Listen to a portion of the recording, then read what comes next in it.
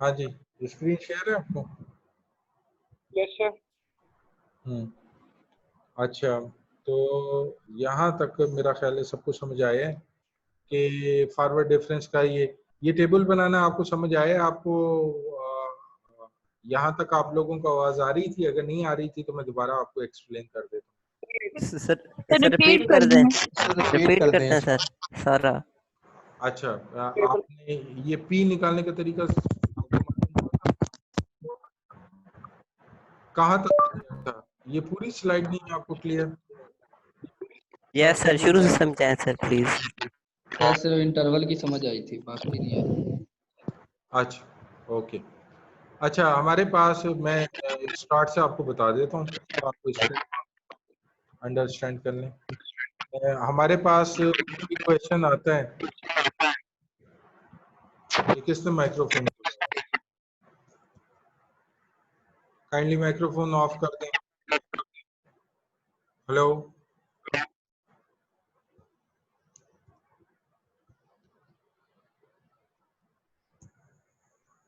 हाँ जी।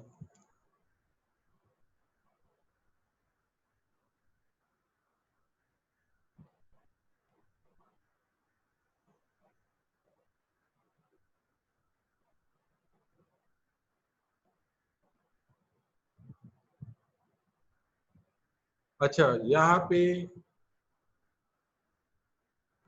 हमारे पास जब भी क्वेश्चन आता है उसमें हमें x और y की वैल्यूज दी हुई है।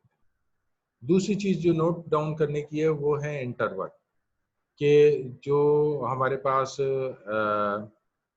डेटा है वो इक्वली स्पेस्ड इंटरवल पे है कि उस अनइक्वल इंटरवल पे है। वो हमारा मेथड ऑफ एनालिसिस को डिफाइन करता है।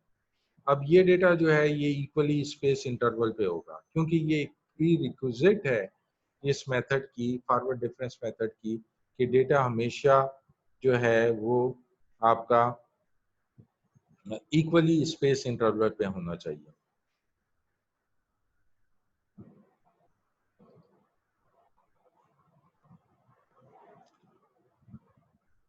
अगर इक्वली स्पेस इंटरवल है तो मेरा x1 जो है basically that will be x naught plus h, ये होना चाहिए। क्योंकि अगर लेट से मेरा ये x नॉट जो है ये 5 है, ओके, और ये जो है ये 10 है, और x3 जो है ये 15 है, तो ये इक्वली स्पेस है। इसका h कितना हो गया? h कितना हो गया? 5। 5 सर। 5 हो गया। तो हमारे पास x नॉट 5 है, तो 5 प्लस 5 ये 10 हमारा बन गया। लेकिन जब हम x2 पे आते हैं जो कि 15 है, तो x2 में हमारा जो डेटा है वो होना चाहिए x naught plus 2h, okay. h को डबल टाइम कर लेना है x1 में, x2 में। तो x नॉट हमारा 5 है प्लस 2 इंटू 5, तो ये हमारे पास आ जाएगा 15। इसी तरीके से अगर चलते रहें तो xn हमारा कैसे आएगा? xn आएगा हमारा is equal to x naught plus nh,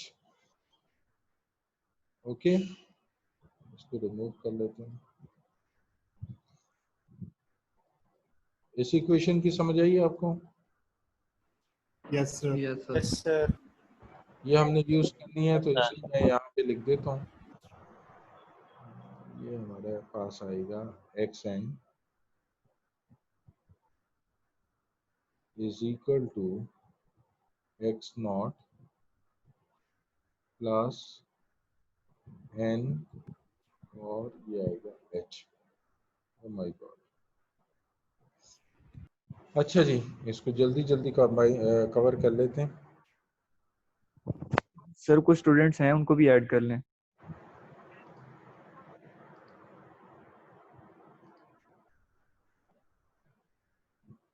Aarish अभी तो ऐड हुआ था, पता नहीं कब निकल गया।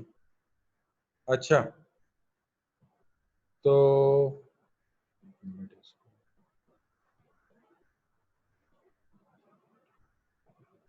इस फार्मूले को हमने यूज करना है, इसलिए मैंने इसे साइड पे यहाँ पे लिख दिया। अब जो हमारा इक्वल इंटरवल का फार्मूला है y is equal to f x y naught क्या है, वाई नॉट हमारे पास यहाँ से आएगा, लेकिन अगला है p डेल वाई नॉट, फिर p minus 1 over 2 factorial del square Y naught, ये स्क्वायर नहीं है, ये x की पावर 2 है, then p minus 1 p minus 2 3 factorial del की power 3 Y naught plus p minus इस तरीके से 4th पावर और n पावर। अब इसमें जो p होगा, यहाँ पे बाकी चीजें जो हैं हम इस टेबल से कैलकुलेट करेंगे जो अभी हम सीखेंगे, लेकिन p को कैलकुलेट करना है तो p इज नथिंग एक्चुअली, ये जो इक्वेशन है इसमें आप n की जगह, या n की जगह मैं लिख देता हूँ p,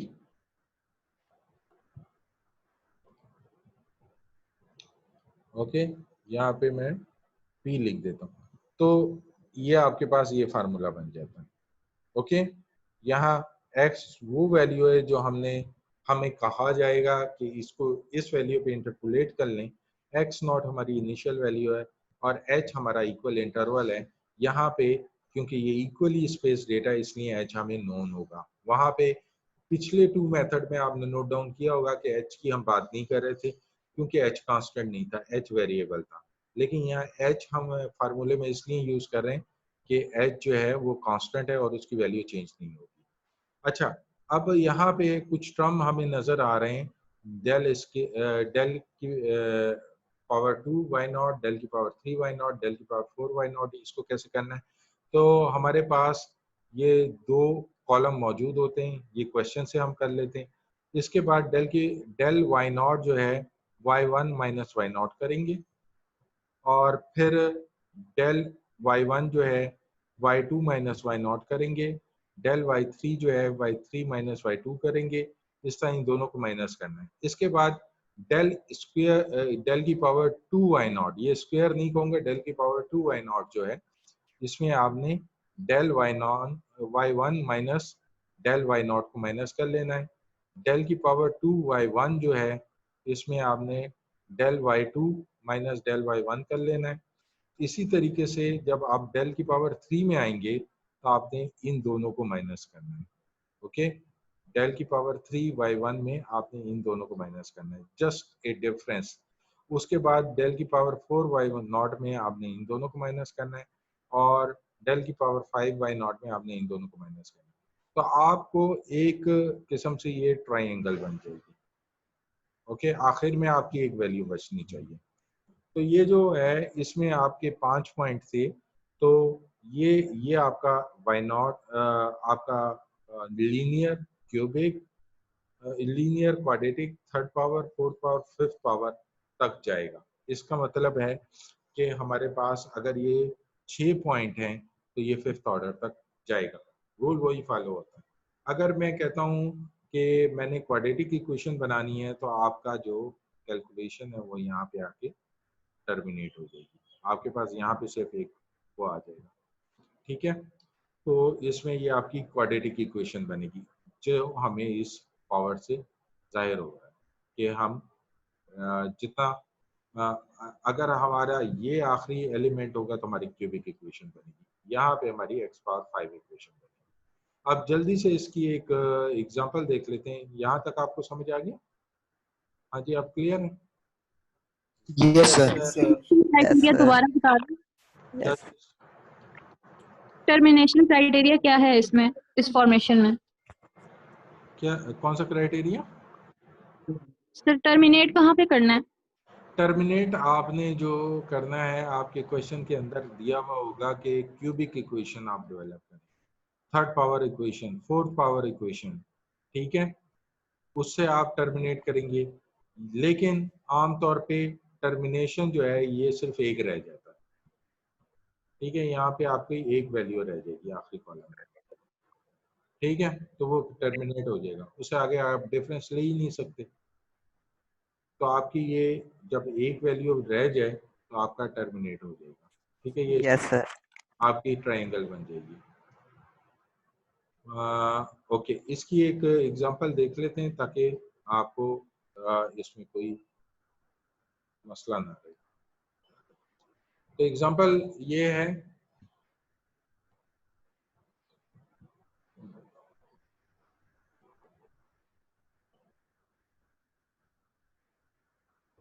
एग्जांपल में वो कहता है find cubic polynomial, third power polynomial from the following value. तो हमारे पास x और y की वैल्यू है, उससे हमने फाइंड आउट करनी है। तो अब इसको ले जाते हैं x एंड y में। ये कैसे ऊपर जाएगा, किसी को पता है?